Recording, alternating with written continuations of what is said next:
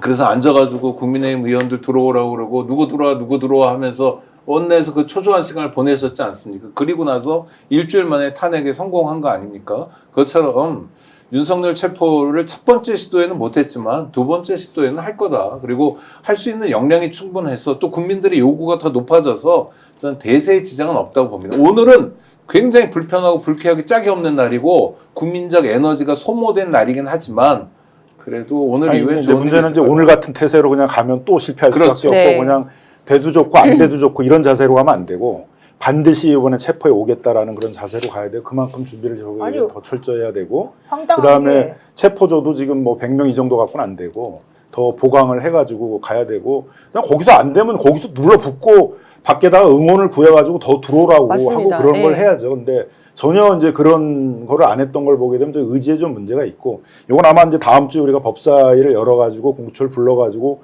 어떤 생각으로 이런 허무한 행동을 했는지에 대해서는 좀 철저히 진상을 좀 규명할 필요가 있다고 보여지고요. 근데 어쨌든 다음 주에 뭐 법사위 열어서 하기 전에 지금 6일이 체포영장의 만기이기 때문에 그때까지는 집행을 해야 되니까 이번 주말이든 뭐 월요일이든 반드시 다시 그 영장 재집행에 들어가가지고 이제 반드시 좀 성공을 시켜야 된다 이렇게 생각합니다. 죄송한 말이지만요, 정말 한가하다. 네. 지금 다들 미쳤나요? 네. 이런 식으로 하면은요, 오늘 금요일이에요. 토요일, 일요일, 주말에 사람들 잔뜩 몰립니다. 그 사람들. 6일 날이 마지막입니다. 네. 만약에 저는 이런 생각도 했어요. 1시 반에 그만둔다고 하길래 이거 약간 페인팅인가? 저도요. 그래서 네. 그렇게 해서 막 사람들한테 안심시켜놓고 갑자기 네.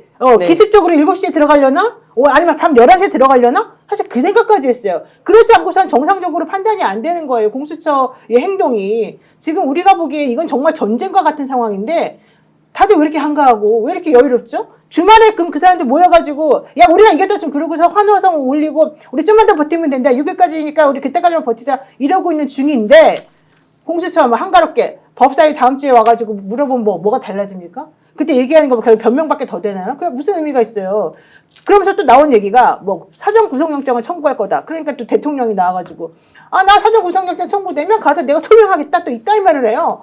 정말 황당한 사람이. 그럴 것 같으면 오늘 체포영장이라고 하는 게 뭐예요? 구속영장이 아니잖아요. 체포영장이라고 하는 것은 내가 소환해서 조사를 받아야 되는데 소환에 응하지 않았기 때문에 법원에서 너 소환해서 좀 조사 좀 받아봐라 라고 얘기하는 거니까 그렇게 억울하면 가서 정확하게 자신의 상황을 설명하면 되는 거거든요. 그걸 안 하는 사람이 야 나 사전 구속영장 니네 청구해. 그럼 내가 가가지고 말할게. 이게 제가 말이 안 되는 거거든요. 근데 왜 이렇게 다들 한가하죠? 그러니까 오늘 아침에 체포영장을 집행하러 간다고 했을 때부터 사실 나왔던 이야기가 오늘 집행을 하려는 것은 오늘 실패할 수도 있지만 주말에 다시 집행을 하기 위해서 오늘 집행을 한다. 이런 이야기가 있었어요. 그래서 저는 아침 방송을 하면서도 오늘 체포에 반드시 성공할 수 없을 수도 있다. 그렇기 때문에 지금 실시간으로 1분 1초를 놓칠까봐 계속 뉴스를 보고 있는 시청자분들 혹시 오늘 안 될 수도 있다라는 점을 좀 마음의 염두를 하고 계셔라. 이런 이야기를 했거든요. 사실 이런 이야기가 나왔다는 거는 공수처에서 그런 생각까지 하고 우리는 일단 집행을 아예 안 한 상태에서 사전 구속 영장 청구를 할 수 없으니 집행하는 모습을 보여주자. 공수처는요, 지금 굉장히 여러 가지로 소극적으로 이 지금 모든 절차에 임하고 있다라고 보여지고요. 지금 공수처에서 믿고 있는 것이, 사실 이것에 대해서 특검이 통과되면 우리는 특검에게 바로 줘야 된다. 이런 이야기를 하고 있는데 그건 전혀 별개의 문제거든요. 아이고, 정말 어이가 없어가지고 내가.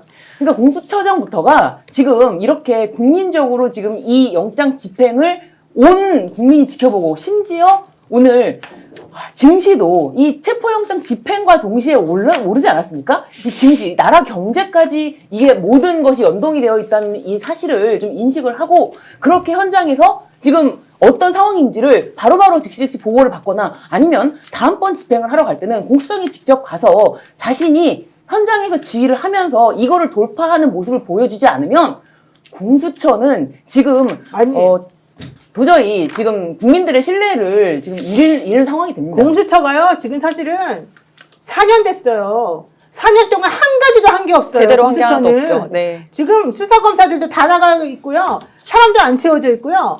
지금 그들이 누구를 체포를 한 게 있습니까? 신병 확보한 게 있습니까? 유죄 받아놓은 게 있습니까? 뭐가 있습니까? 4년 내내 시끄럽기만 하고 4년 내내 무능력한 것만 보여줬어요. 그런데 이번에도 지난번에 그 손준성 검사 1심에서 어쩌다 보면 유죄 한번 나왔다가 그 다음에 절차적으로 무죄 나왔죠. 위반됐다고 네. 해가지고 또 2심에서 무죄 나왔잖아요. 도대체 뭘 한 거야 이 사람들은 돈만 까먹고. 그러면 이번이라도 뭘 잘했어야죠. 자기네들이 수사권이 우리에게 있으니 검사 니네들 하지 말고 나한테 내놔라 해서 뺏어왔으면 뭘 보여줬어야죠. 무슨 짓을 하는 거. 공수처 내가 사실 그동안에 엄청나게 옹호를 많이 해줬어요. 왜냐면 워낙 힘들게 만들어진 기관이니까 전 정말 잘 되기를 바랬거든요. 이렇게 무능력하고 이렇게 무식하고 이렇게 바보같이 할 것 같으면 이 조직이 도대체 왜 있습니까? 이 기관이.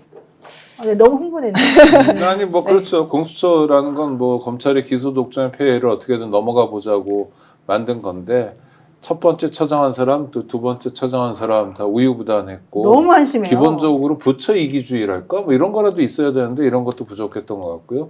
그 진면목을 오늘 백일화에 드러낸 겁니다. 매우 유감스러운 거고 그렇지만 뭐 어떡합니까?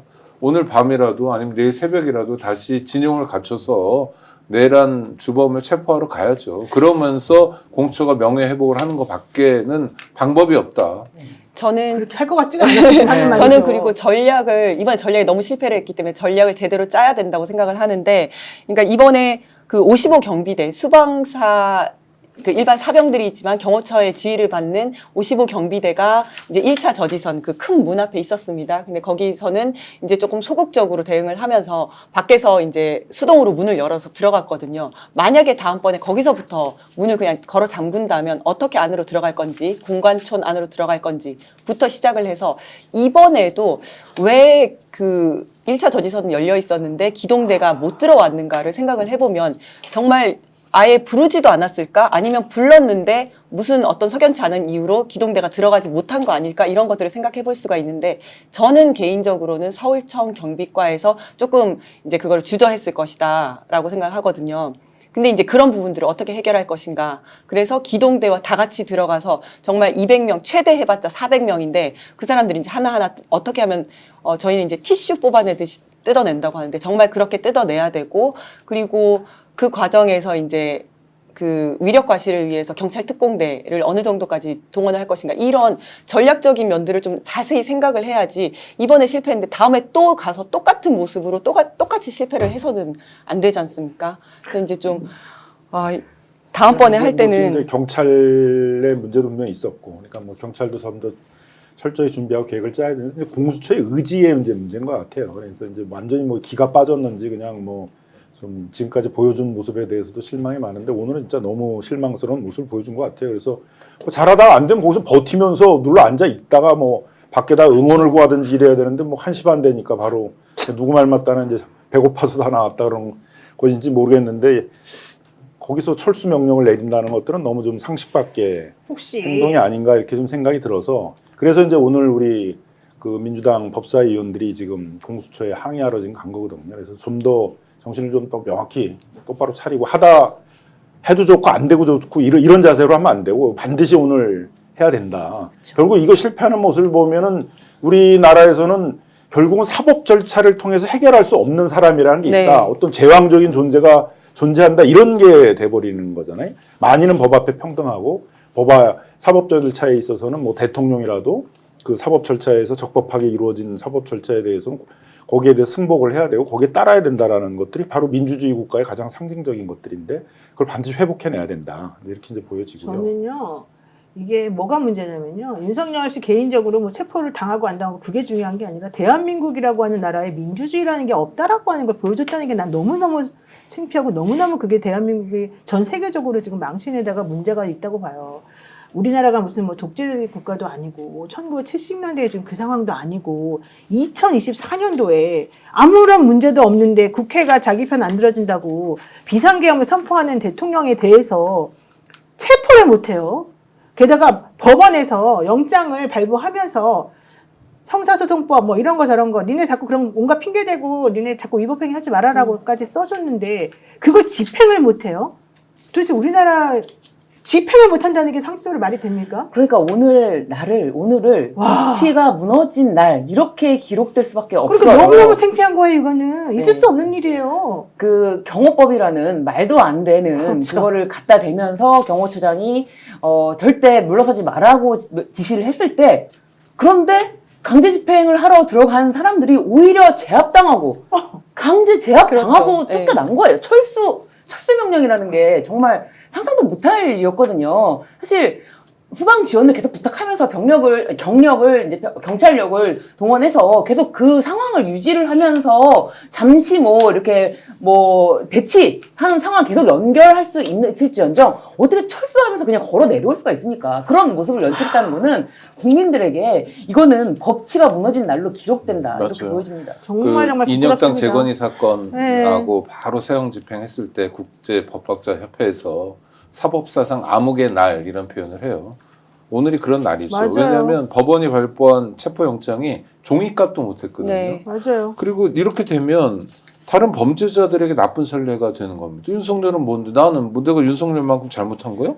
뭐, 하여튼 그러니까 경호처 직원들이 없으니까 누구나 윤석열처럼 하진 못할 거예요. 그렇죠? 쉽게 잡혀가겠지만 그러나 법을 경시하게 되고 원칙에 대해서 무시하게 되고 또 억하심정을 갖게 되죠. 앙심을 갖게 되고 아니 평생 법조인으로 살았다는 사람이 사법사상 암흑의 날을 만든 정말 있을 수 없는 아주 나쁜 선례를 저는 남겼어요. 사실은 오늘 제가 방송하면서 3시가 되면 다 정리될 것이다 이런 얘기를 했어요. 왜냐하면 저는 현행범 체포한다고 들었어요.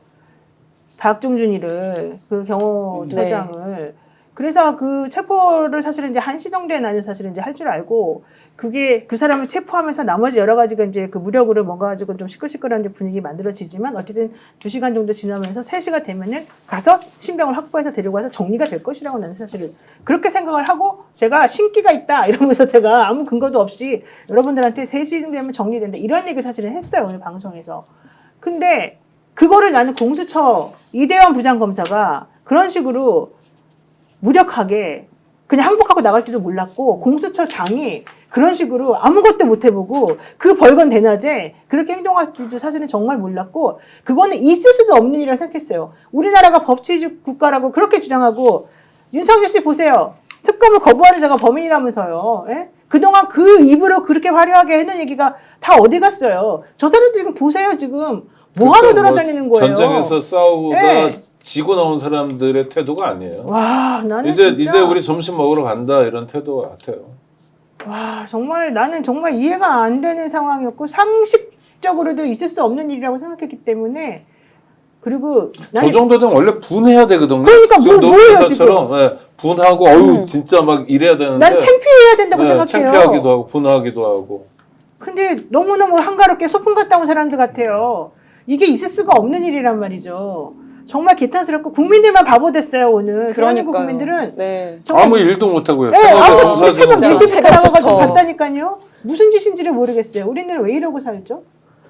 그러니까 이 체포 영장의 의미 자체가 어떤 기본적으로 물리적인 충돌이 있을 수 있다. 불가피하죠. 네. 네, 그런 상황이 불가피하다라고 해야 되는데, 이렇게 되면 물리적 충돌이 일어날 수 있어. 저기서 경호처장을 우리가 아니 체포하려고. 충돌이 일어나야죠. 충돌이 그러니까요. 왜 일어나지? 그거를 왜 걱정을 해요? 두려워하면서 심지어 계속 이제 공수처가 저렇게 내려와서 국민적인 지탄이 있으니까 몸싸움이 있었다. 몸싸움이 있었고 습적으로 절대 안 됐다라고 하는데 그 밖에 있는 경찰들 우리가 다 알고 있는데 그거 말이 안 되잖아요. 그러면서 몸싸움이 있었고 계속 우리가 뚫고 나가기에는 역부족이었다라고 얘기하는데 그거 믿어지지가 않는 것이 밖에 대기하고 있던 경찰력은 뭡니까? 구경하러 간 겁니까? 차벽을 세우러 간 겁니까? 그거 편개가 되지 않습니다.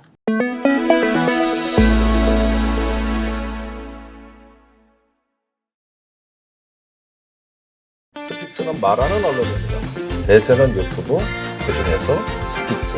좋아요, 댓글, 구독, 알림 설정. 여러분이 저희를 사랑해 주시고 우리가 여러분을 사랑하는 4가지 방법입니다.